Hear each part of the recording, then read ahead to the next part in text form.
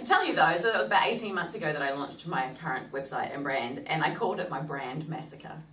Because I was so sure that there was a really, really good chance that I was completely fucking up my entire business and that I would never get another client ever again. But I also couldn't not, because I realised that I could be more fully me and more authentic from the first point of contact, from when someone does a Google search and they go, we need help with our writing at work, who can help us? And it says, Shelley can help you. And then when they see me, they see this. They don't see, here's me trying to be very professional, and here's how I'm going to save you. They go, I'm going to fucking rock your world because you're wasting so much freaking time with your bad writing. Now, if they want that, they come to me. If they don't want that, I don't know if anyone doesn't want that because I've never heard from them. Exactly. And isn't that nice? It gives you a very simple binary choice.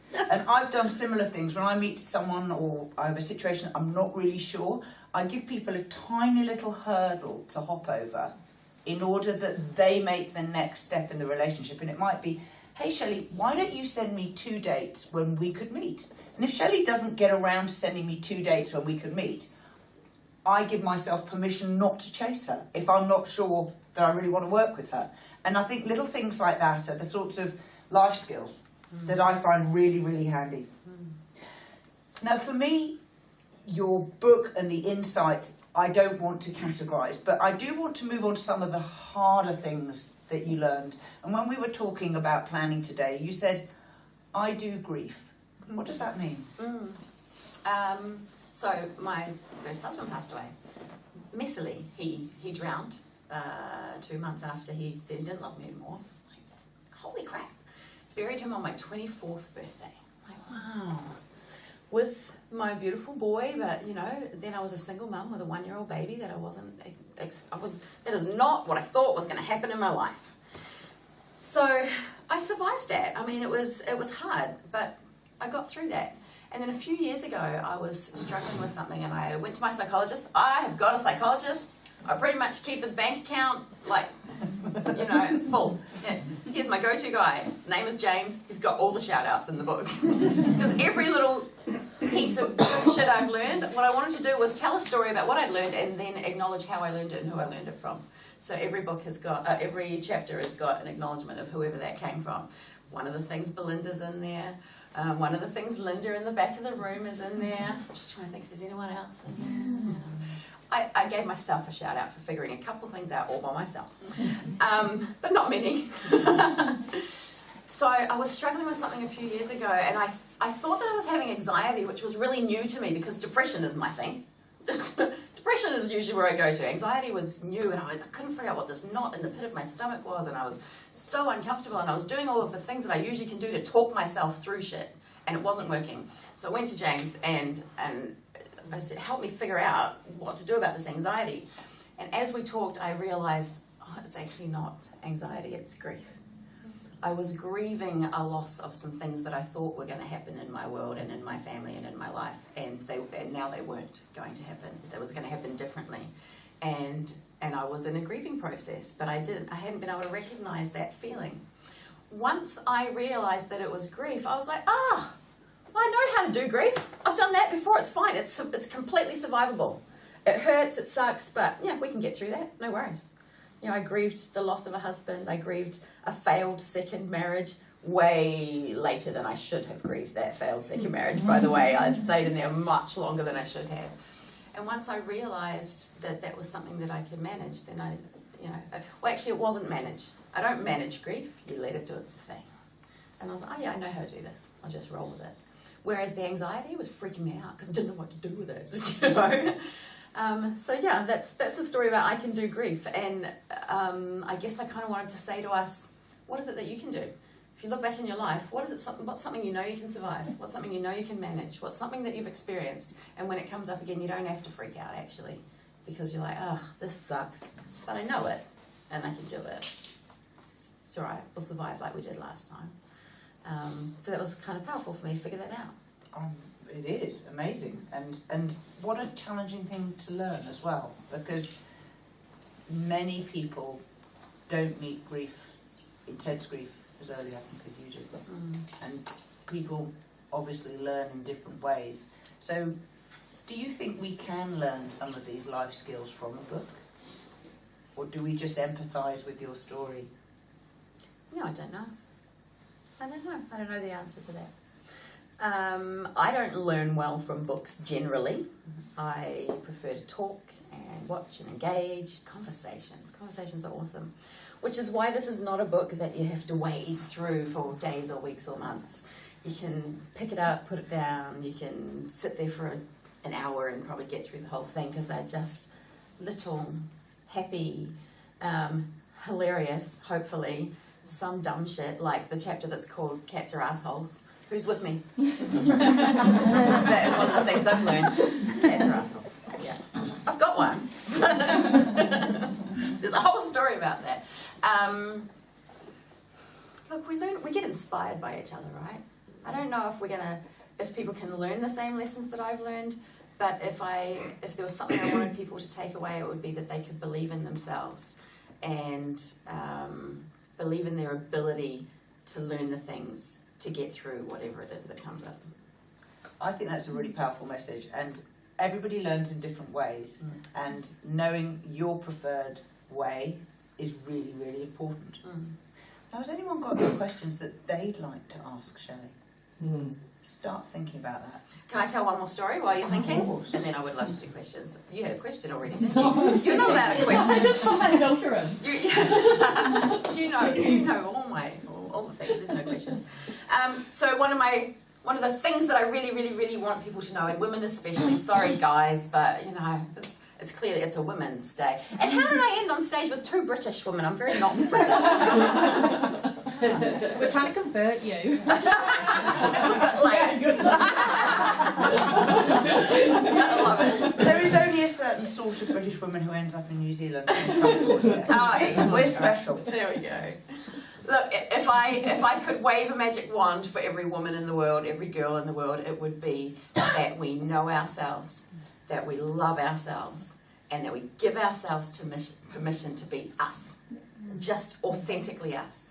This moko kauai that you see on my face, it was a huge journey for me this year. It's new, and it was really, at the time at least, it was the last thing on my list of things that I wished I could do, things that I was holding back on.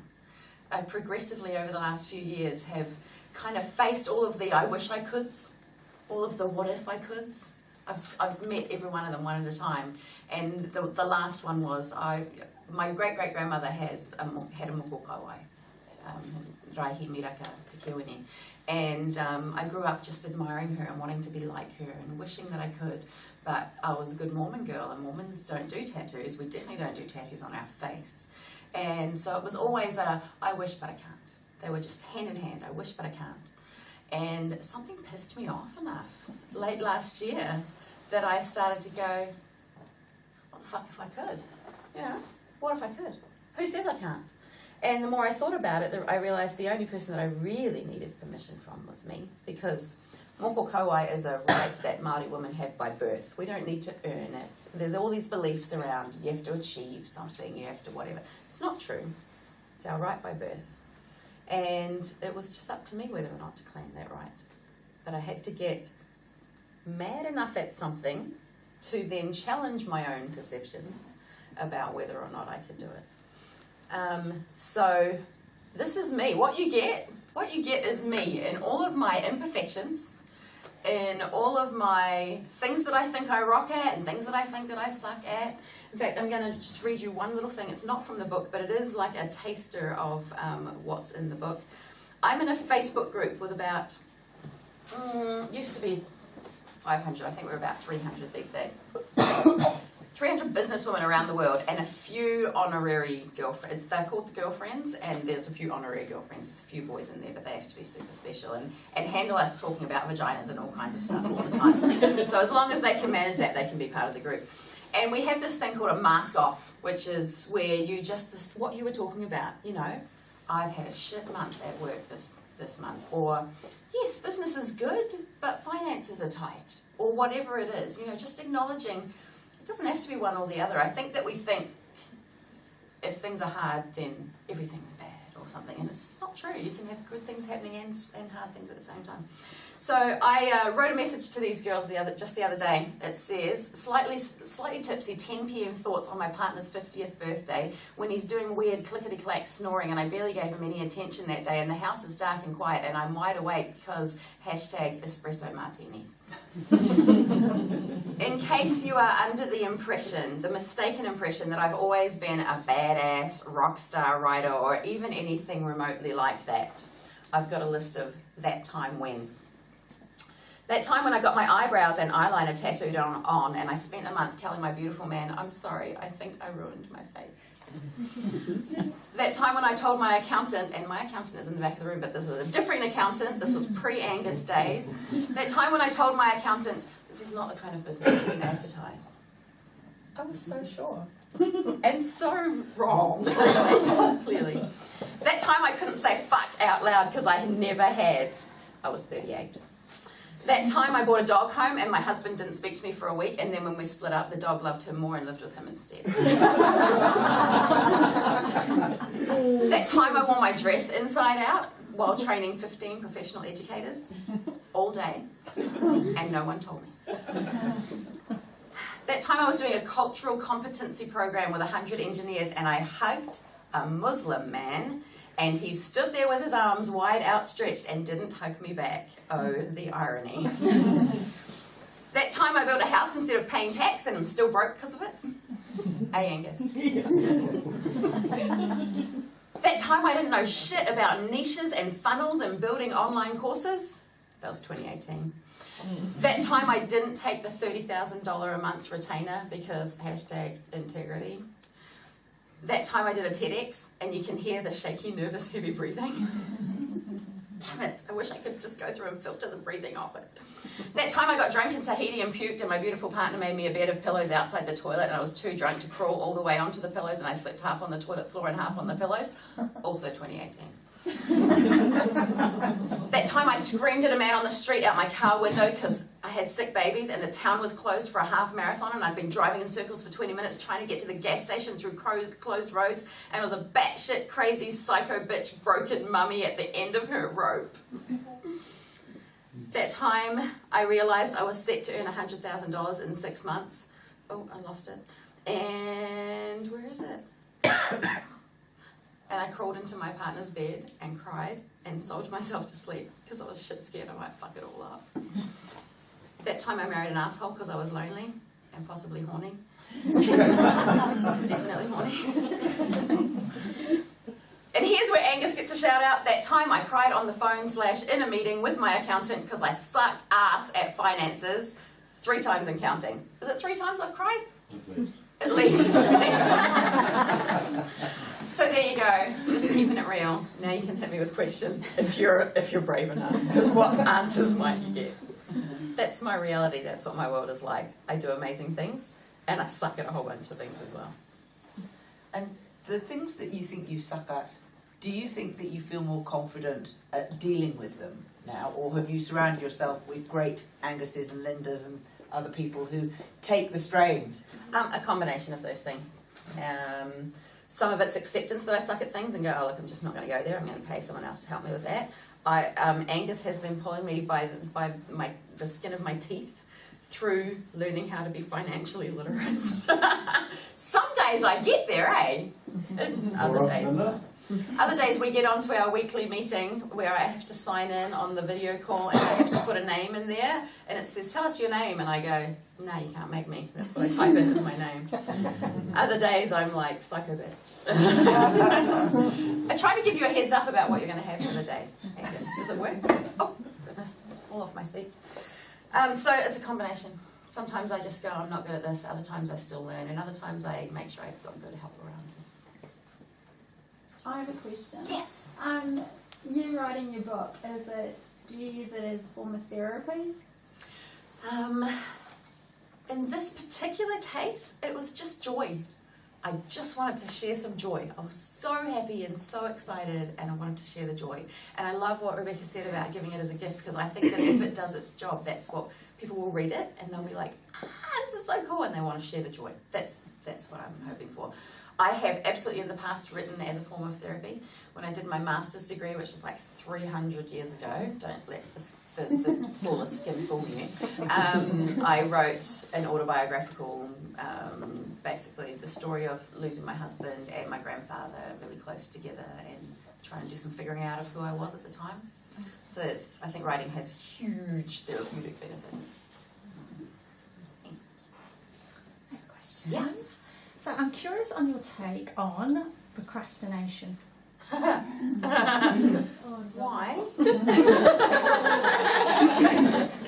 this an issue that you have? No, it's an issue I'm working on. It's an issue I don't have. I'm like overachiever, but I'm trying to solve it for the world. And I'm really.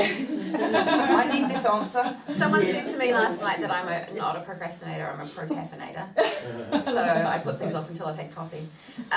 There's another play on words that I've heard. What is it? No, can't think of it. I do procrastinate, not because I don't want to do things or I put them off, but because I tend to just lean towards the things that are happier, easier, more fun, all that kind of stuff. So I will procrastinate the things that are a little harder.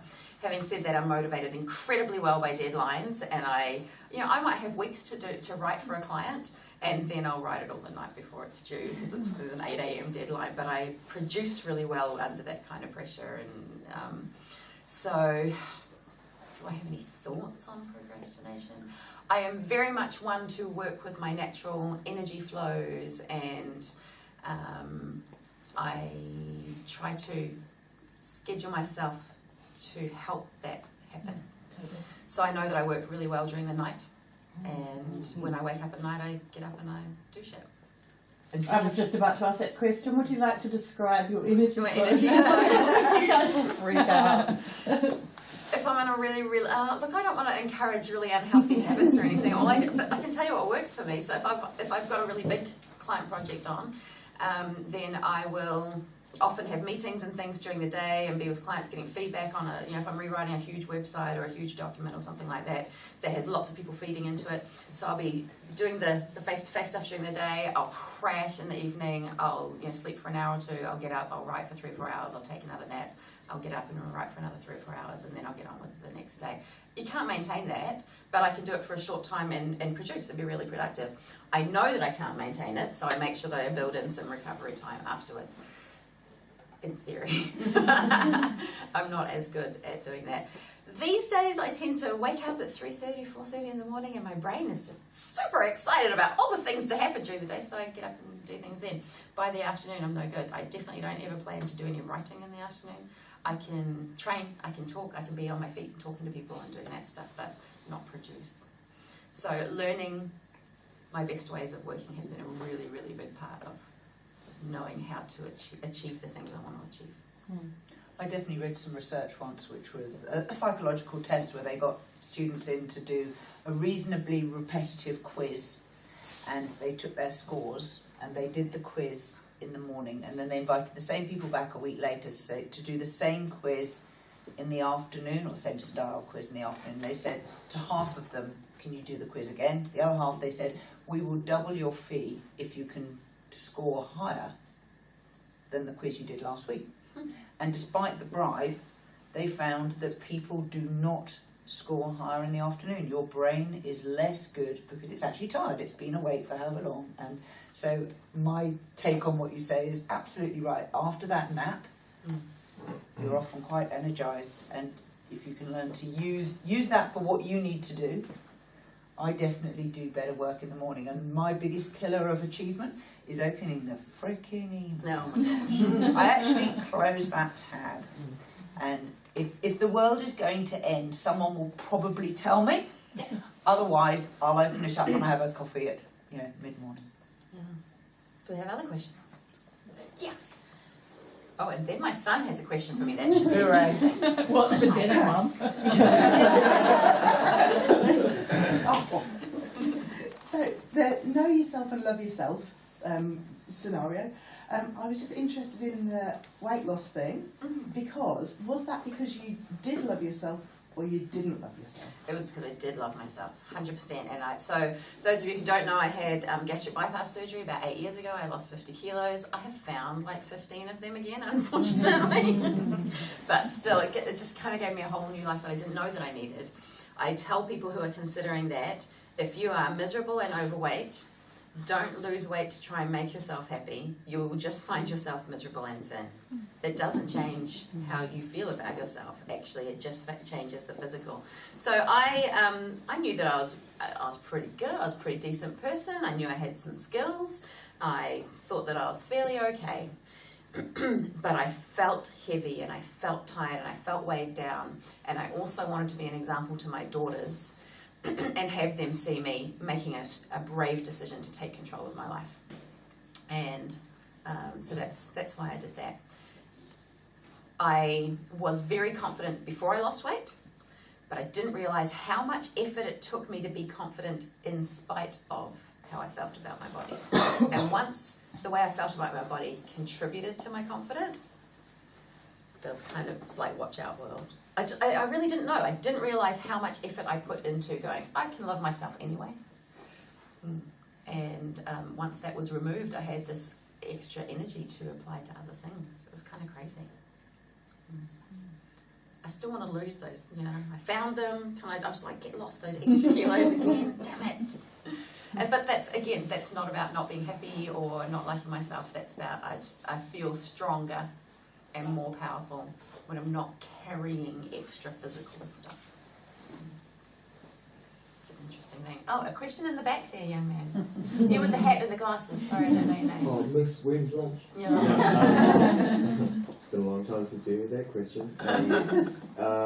Is there a process that you go through in terms of doing things that are foreign to you or that you've never done or that scare you, where you sort of plan it out and go through all the possibilities and catastrophize, or do you kind of just let go of the reins? There's a few questions in there. So, new things. I love new things. As soon as I discover there's a new thing, I go, fuck yes, let's do it. And I just dive into stuff. I did not start this year with a plan to write a book. In fact, I would have started this year with a plan definitely not to write a book because I was fairly opposed to the concept. It's a whole other story. Just because everyone writes books, and I think there are really shitty books out there, and I didn't want to produce another one of those. So I wasn't going to write one until I had something exciting to say. So once I realised, once I have a new idea, I go, oh, we're just going to do it, and I just go full force into things. If I want to do something and there's fear, then absolutely I've got this process where I go, what is the worst that can happen? I ask myself that so many times about big things and about small things. I just got an email from a client, and if I read between the lines, maybe I didn't do something perfectly. Maybe they're not happy with me. Oh my God, I'm such a people pleaser. It makes me feel sick to my stomach. So then I go, yeah, okay, well, let's imagine that they are pissed off at you, Shelley. What's the worst that can happen? I go through that thought process over and over and over. And almost always, I run through a variety of scenarios, and I can live with all of them. Oh, they might not want me as a client anymore. Oh, that will suck. Can I live with it? Yep. Oh, we might have to have a hard conversation. Oh, that's okay. I'm fairly good at the conversations. All right, cool. I can handle that one. If I run through the scenarios, then I realise, I don't have to worry about it anymore. I'm not afraid. There are very, very few things that if I run through a scenario, I go, I can't live with that. Including things around your life. I do think catastrophize is a new word on me, and I would prefer not to use it. It's a psychology term. It's like catastrophize, terribilize, awfulize. And that can be problematic if every time a little thing happens you go, oh, it's the end of the world. That's catastrophizing. But if you use it to your benefit, right, let's just play this out. Let's just imagine the worst case scenario. Can I live with it? But once you know you can, that's hugely powerful because you're not worried about it anymore. Any more questions? I think we should let these people get on with their day. Now, for those of you who bought books, we have books for you. There's a couple of people who didn't buy books. We'll happily sell them to you. Someone will take your money. Form an orderly queue. There's a little box under the table. Make sure you let me know if you want the sweary version or the not sweary There are version. only 2 not swearies, and I think, Rochelle, you know who you're taking those home for. I'm taking the sweary one, it's okay. Let me just say, the reason I did that is because the new me is super sweary, thanks to Belinda. And no. So most of my family are all still practicing Mormons. They don't swear. I didn't swear my entire life. If I want this to be something that brings you joy and you want to share the joy, you might have friends who are, have sensibilities that are different than mine.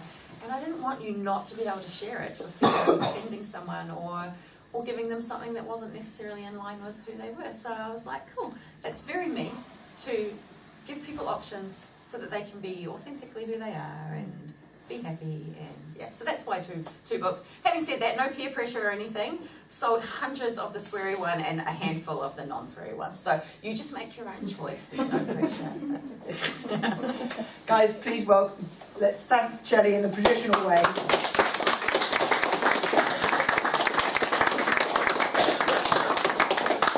Right, let's get our hands on those books.